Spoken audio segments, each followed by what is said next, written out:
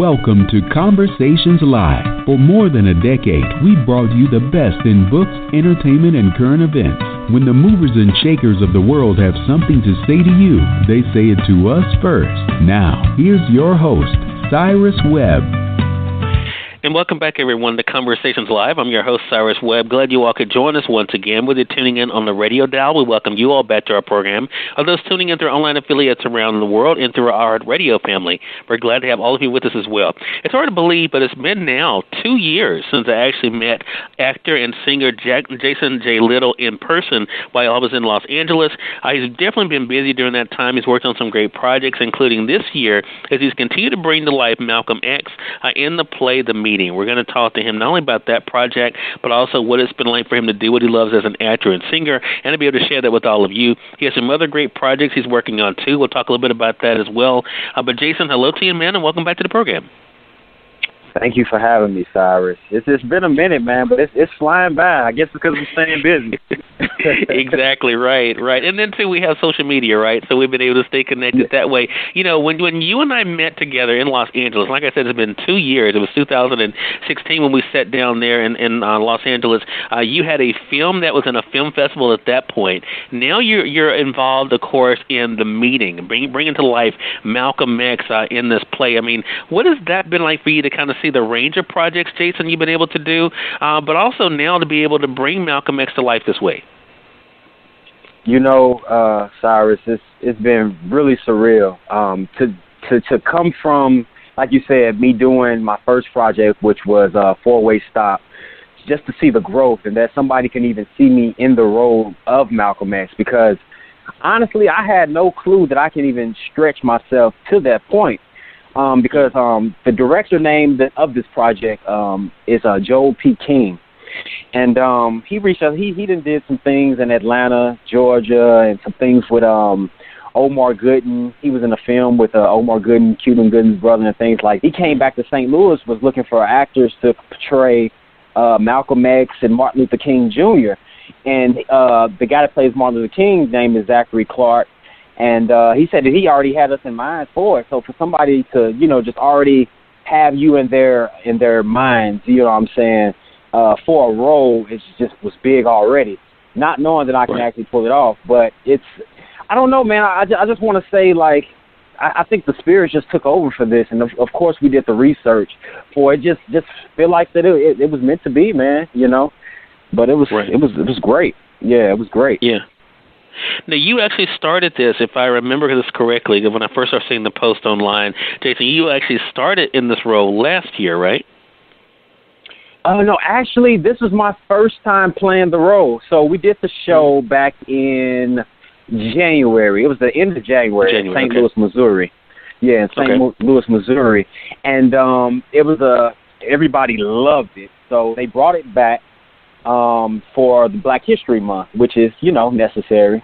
And we're doing it again at the Kransberg Arts Center at in February 2018, February 23rd through the 25th. And we're doing the show again in St. Louis, Missouri. So and this is supposed to be like the encore performance of it. So, yeah, This is the first year doing it. And all I did was, I really, researched it, picked up the autobiography of Malcolm X.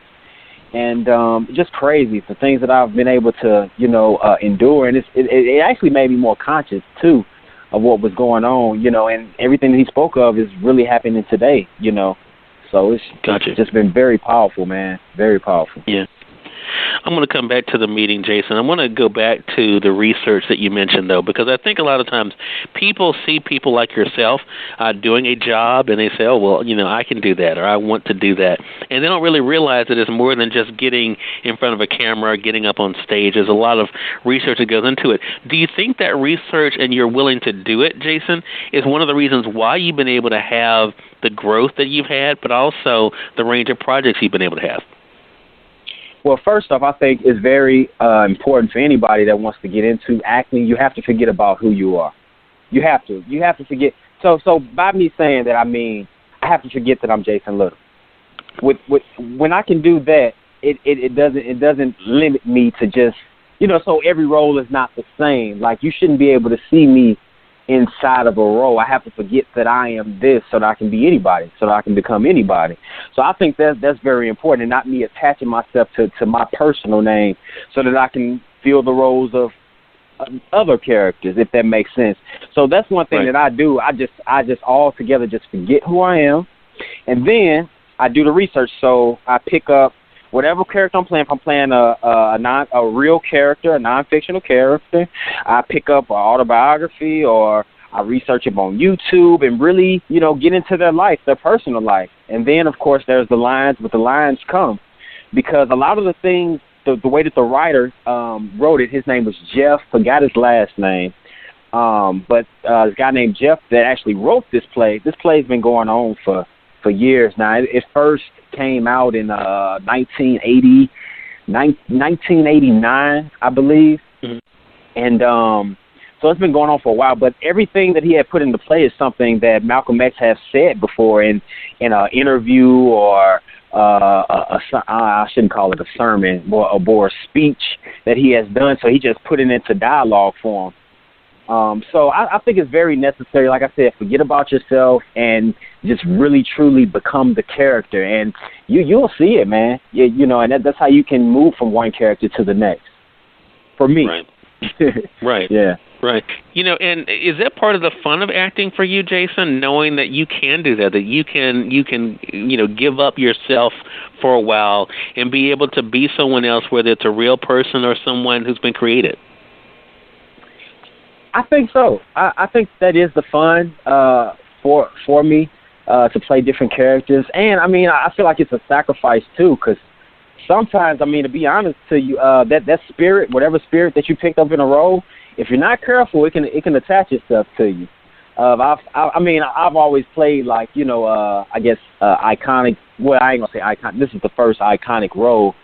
But with me playing this, there were some good things that I could take away from it that's kind of helping me, teach my kids, about Black History Month. Because, for example, I have a daughter that's in elementary school, and all they're talking about is Martin Luther King, which is the good thing, but they say nothing about Malcolm X. So I brought my kids to the show to see Malcolm X. Now they know about Malcolm X and, how it's important for us to support each other and not give in to the way that the system is wanting us to do, and things like that. So I think it's important to lose yourself for a while so that you can gain more knowledge or wisdom about the world at large, because that's all movies and acting is. It's the imitation of real life, and I think there's always a lesson to be learned from it. Gotcha. I'm glad you mentioned that about attaching yourself, because I want to talk to you more about that. Jason, I want to say for those who are just tuning in, though, either on the radio side or online, you're listening to Conversations Live. I'm speaking back with Jason J. Little. I want to give you another name today, Jason, for some reason. But welcome back, Jason J. Little. Back to the program. We're talking with him not only about his journey as an actor, but what it's been like for him this year to kick off with The Meeting, bringing to life Malcolm X for this production. He has other projects he's going to be involved in this year. We're going to remind you can stay connected with him. Jason, to go back to that point you made about attaching, this is an interesting thing that you bring up, because I'm always curious. I interview a lot of people in this program, and a lot of them are actors, and some of them do play the bad guys. Like I've recently had some of the villains from The Walking Dead on, and I was asking them this question, and I'm going to ask you a similar question. I'm always curious, when you're playing someone who's intense, that's what I'll call it, an intense individual, how difficult is it to leave that character alone? I'm not going to lie to you. For me personally, because I know everybody has their own experiences with getting into roles, but for me, it does affect me. It is difficult, but what you have to do, sometimes you have to just fast away from it. So, like, okay, once you're done with the role, let it go. So as much as you can attach yourself to a role, you should be able to, on the flip side of that, detach yourself from the role as well, so that it doesn't get messy, Especially if you're playing like a serial killer or something like that, in that moment, you need to be like just hardcore, But, once it's over with, you have to have that ability to let it go too. So I think that's a skill that I've been blessed with as well, attaching myself and detaching when it's needed. Because any actor like this that's been doing it for a long time, they know how to when to to turn it on and when to turn it off.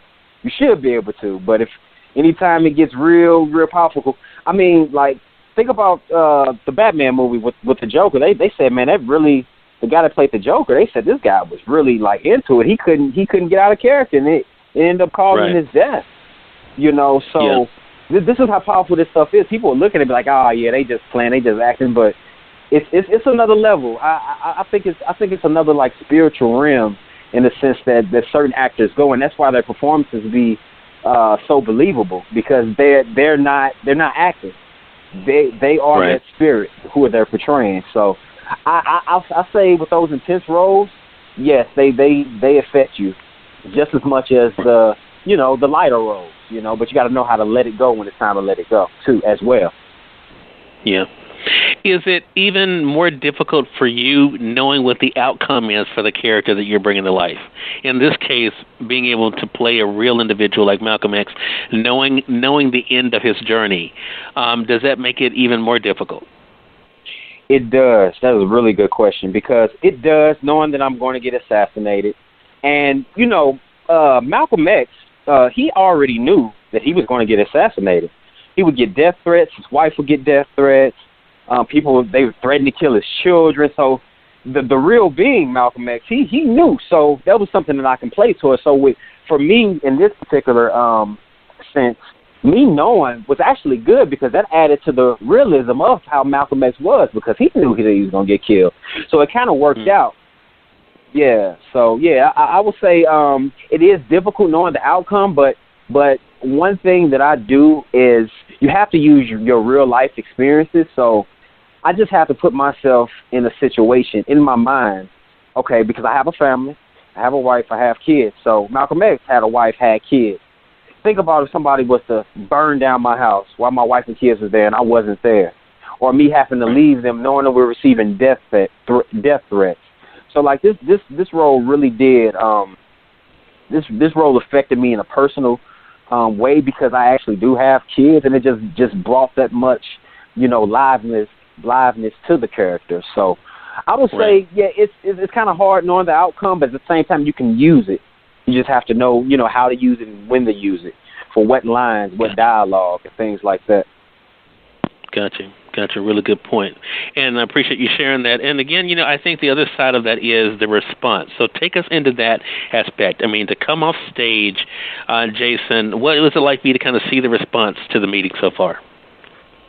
Cyrus, it was an amazing experience, because for one, a lot of people told us, it was older people too, and they were just like, wow, we really didn't know too much of Malcolm X, because, every Martin Luther King has a holiday. So for me to portray somebody and teaching people as I'm playing the role that didn't know anything, about him, it was very liberating, knowing that I wasn't only an actor in that sense, in an environment, I was also a teacher.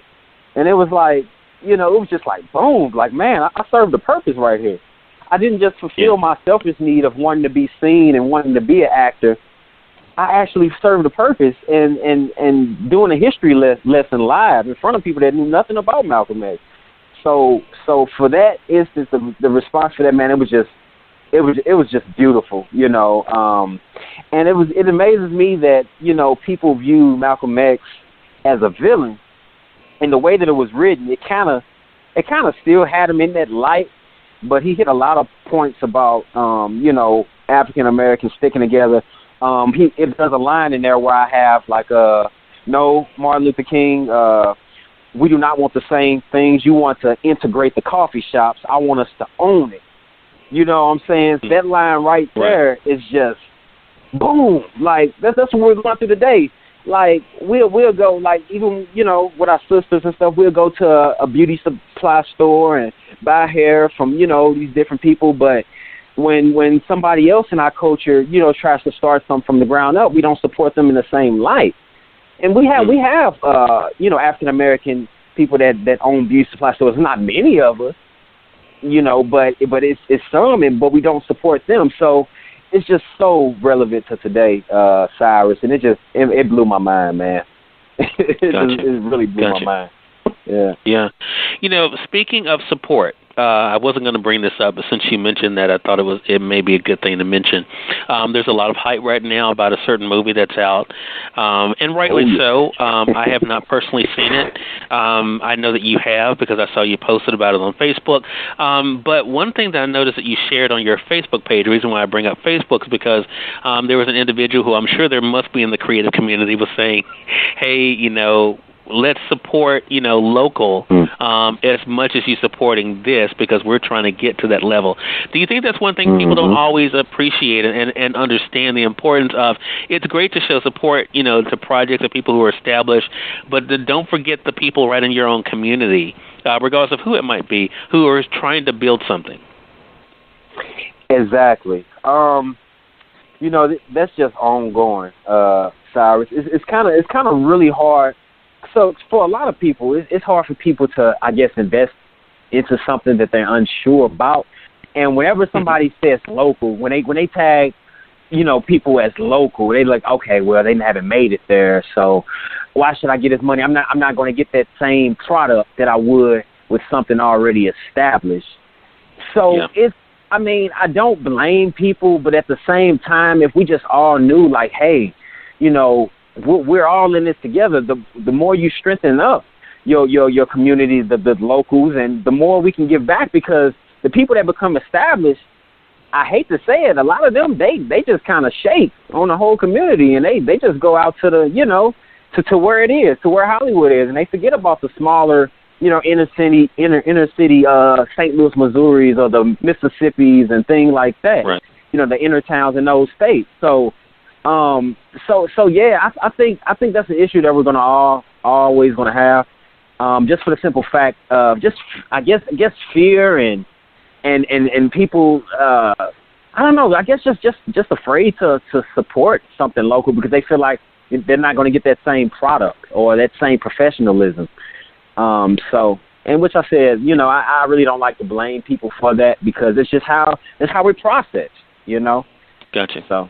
Gotcha. Yeah. But do you feel as though, Jason, because of what you have experienced as a creative individual, we've been talking primarily about you as an actor, but also as a singer, that you know what it's like, and that kind of helps you to be in a position to make sure that you're paying it forward, and that you are the exception to the rule, and that you are there to help support other people who are trying to get their foot in the door? Oh yeah, for sure. I think with me being, because I still, I'm in the community. I'm doing most of my work, is in St. Louis for sure. So you can label it as local or whatever. But I think that it's very important to not just, be focused on, trying to get national, and just appreciate where it is that you're at, in the moment, whether it's local, or national. And like I have a lot of people like this project, Successfully Single, that you mentioned.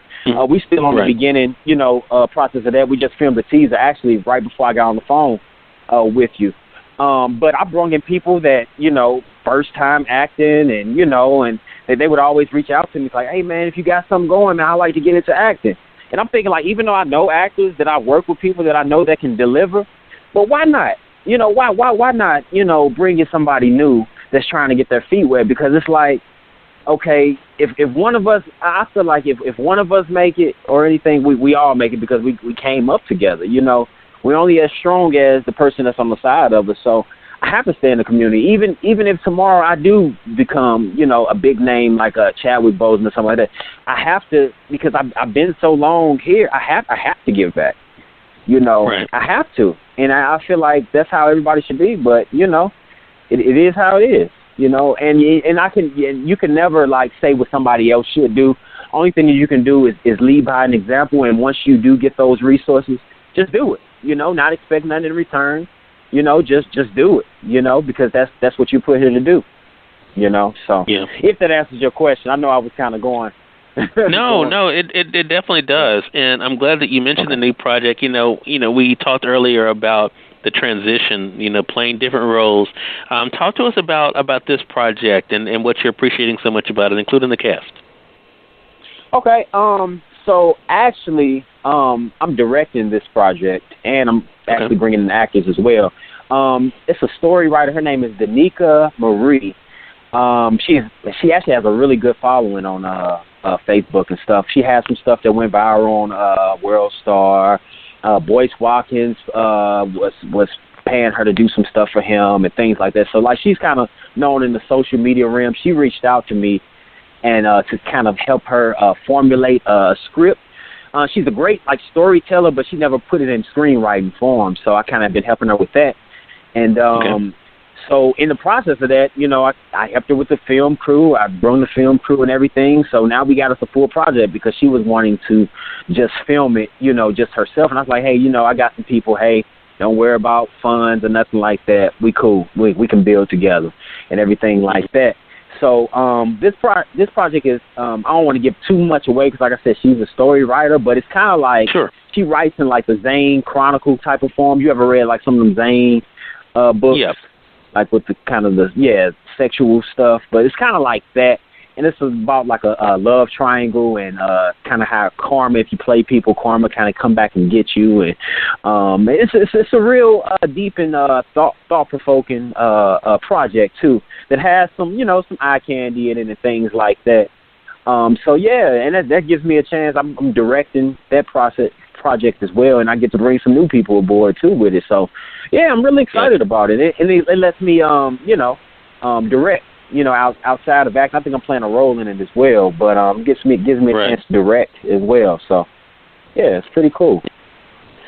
Well, you know, a lot of great things for us to be able to look forward to, Jason. Glad we had you back to be able to talk about it. Again, everyone, Jason J. Little has been our guest once again. We've been talking to him not only about his journey as an actor, but what it's been like for him in the 2 years since he and I met to be able to see the amazing things he's been able to do. One of the most recent things, though, is bringing to life Malcolm X in the play The Meet. So, again, for those in the St. Louis area, Jason, let them know when they'll be able to see the play again. Okay. The play is taking place February 23rd through the 25th, which is also during Black History Month, as you know. The location is in St. Louis, Missouri, 501 North Grand Boulevard. It's actually down the street from the famous Fox Grand Theater. And we're doing The Meeting. It's a supposed conversation between Malcolm X and Martin Luther King Jr., and they talk about their movements, and it's a very powerful piece. It's a lot of gems in there that is actually going on today about, you know, us coming together and supporting each other more and not being so dependent on the system that's put out there in front of us, but become more independent so that we can, you know, grow more as a culture, as a people. So it's very powerful. All right. Congratulations to you, Jason. And let our audience know how they can stay connected with you, man. You can stay connected with me on Instagram at @J_Little, LITTLE 81, and also on Facebook. I'm Jason J. Little on Facebook, and on Twitter at GoGetAJ. The name is Jason J. Little on there as well. Right. Well, Jason, congratulations to you again, man. Glad to speak with you again, and looking forward to our next conversation together. Yeah, thank you as well. Congratulations on all the success you've been receiving, my brother. Very, very inspirational. I'll be following you as well, man, and your work ethic is crazy. I tell you that every time. I appreciate that, man. I appreciate it. Crazy, brother. So, look, yeah, thank you for that, man. You inspired me as well. Okay. Well, good. Man, I appreciate that. You definitely are a source of inspiration for me, too, man. Definitely keep up the great work. And we thank your audience for tuning in to another great segment of Conversations Live. If you all came in late, you missed part of the conversation with Jason, don't worry. Thanks to our online friends, you all can catch the replay right after we go off the air. The link is already available through our social media sites. So head over to Facebook.com/Cyrus Webb or go to Twitter.com/Cyrus Webb. If you click on the link there, you can listen to the show completely for free and share it with your friends from there, too. Until next time, I'm your host, Cyrus Webb, saying as always, enjoy your day, enjoy your life, enjoy your world. Make sure you take out time to enjoy some good music as well as a great book. Thank you all for choosing Conversations Live. You all make it a great one.